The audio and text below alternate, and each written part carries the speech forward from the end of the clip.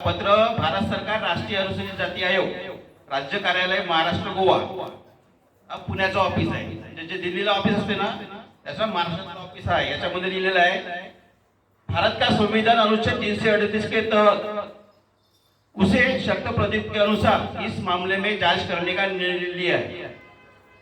हे कोणाला म्हटलंय माहित आहे का? या महाराष्ट्रामध्ये जेवढे बी कलेक्टर आहेत त्या कलेक्टरचा जो बॉस राहते तो मुंबईमध्ये बसते मंत्रालयात, त्याला म्हणतात मुख्य सचिव. म्हणजे शेड्यूल कास्ट कमिशनच्या डायरेक्टरनं त्या सचिवाला म्हटलंय. सचिव म्हणजे कोण? 36 जिल्ह्याचा जो बॉस राहतो, कलेक्टरचा जो बॉस राहतो मुख्य सचिव, त्याला म्हटलंय. त्याच्यामध्ये काय कोट केलेलं आहे? भारत के संविधान के अनुच्छेद 338 हा भारताचा संविधान.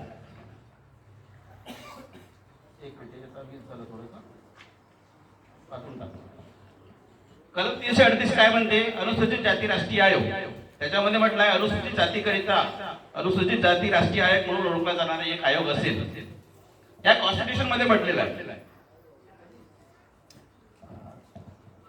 ठीक आहे. या संविधानामध्ये जे कलम आहे 338 कलम, त्या कलमच्या अनुषंगाने या पत्राचा उल्लेख केलेला आहे. म्हणजे समितीची किती मोठी ताकद आहे. साधं पत्र आहे का? कोण लिहिलं पत्र? खूप मोठे कार्यालय लिहिलं. कोणाला लिहिलं? राज्याच्या मुख्य सचिवाला लिहिलं. त्या 338 कलमच्या अनुषंगाने हा कमिशन बनलेला आहे. तो ऑफिस तयार झालेला आहे. त्या ऑफिसच्या त्याच्यामध्ये एक वाक्य वाचतो मी. त्याच्यामध्ये असं म्हटलं आहे,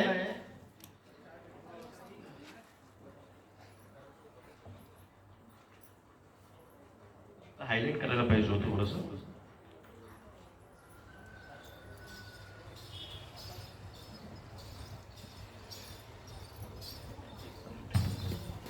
हा, त्याच्यामध्ये कलम 338च्या कलम 5 मध्ये ख मध्ये असं म्हटलेलं आहे अनुसूचित जातींना हक्कापासून आणि संरक्षण उपाययोजनापासून वंचित केल्यासंबंधीच्या नेमक्या तक्रारीची चौकशी करणे. स्पष्ट आहे एका वाक्यात. एवढं पाठ केलं का नाही तर दुसरा जो समोरचा माणूस राहिला तो काहीच बोलणार नाही. त्याला म्हणायचं भारतीय संविधानाचे कलम 338 त्याच्यामध्ये मुद्दा क्रमांक 5 त्याच्यामध्ये ख अनुसूचित जातींना कंसात लावले आहेत हक्कापासून आणि संरक्षण उपाययोजनापासून वंचित केल्यासंबंधीच्या नेमक्या तक्रारीची चौकशी करणे. आम्ही काय केली आहे?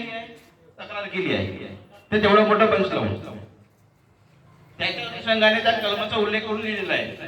हा संविधान जेव्हा लागू झालाय भारतात 26 जानेवारी 1950 ला, त्यावेळेस आमची जी जात आहे त्या शेड्यूल कास्टच्या यादीमध्ये होती.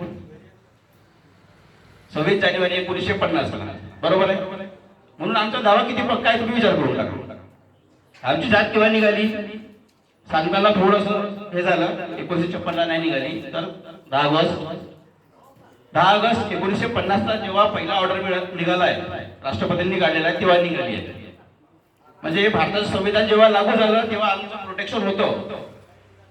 म्हणून त्या पत्रामध्ये उल्लेख केलेला या कलमेचा की या कलमाच्या अंतर्गत हा चौकशी करण्यात येईल. त्याच्यामुळे बराच काही पाठपुरावा करून आम्ही यश मिळालं आम्हाला. आणि आज आम्ही या स्थितीवर आहोत की समाजाचं खूप मोठं काम आणि याच्यानंतर भविष्यात कधीच असा प्रयत्न कुणाकडून करता येणार नाही आणि होणार नाही. कारण हा पहिल्यांदाच केलेला प्रयत्न आहे. तिकडचे जे जिल्हे आहेत महाराष्ट्रातले त्यांनी शेड्यूल ट्राईबसाठी मागणी केली होती परंतु ते वेगवेगळं काहीतरी होतं. सोप्या भाषेत सांगतो तुम्हाला एक दोन वाक्यात अजून. हा जो एक ऑर्डर तयार झालेला आहे पहिला वाला, तो ऑर्डर तयार होत असताना जे ऑफिसच्या संबंधित जे ऑफिस राहते त्यांच्याकडून काहीतरी चुका झालेल्या आहेत किंवा केलेल्या आहेत. आमचे मामाचे वडील राहतात तिथं पाचवे वडील सांगितलं मी. त्यांचा प्रस्ताव केला. त्यांच्याकडून कोणीतरी पैसे पण घेतले. 2-3दा त्यांना सांगितलं मी. त्या प्रस्तावामध्ये त्रुट्या काढतात. कोण काढतात? जिल्हा परिषदवाले किंवा समाज कल्याणवाले, बरोबर. तशाच प्रकारे आमचं जे हे होतं यादी बनवताना तशाच प्रकारे आमच्या त्या जातीला वगळण्यासाठी किंवा कमी करण्यासाठी कोणीतरी काहीतरी खाड्या पुढे केल्या असं दिसून येते किंवा काहीतरी चुका झाल्या होते ना. एखादा व्यक्ती पात्र असताना सुद्धा तो तुमचा कलावंत कन्सिडर नाही होत. ते मगाने बोलताना आलं त्या ह्याच्यात तुमच्या ह्याच्यात तशा प्रकारच्या काहीतरी चुका झाल्या त्या चुका दुरुस्त करण्याचा समितीच्या वतीने प्रयत्न करण्यात येत आहे आणि ते अधिकृतरित्या करण्यात येत आहे. म्हणजे असं मोगम नाही, हे दाखवलं मी तुम्हाला आता. त्याच्यातलं एक वाक्य वाचून दाखवलं म्हणजे समजून घ्या समितीनं केलेलं काम खूप ऑथेंटिक आहे, त्याला चॅलेंज नाही आहे. धन्यवाद.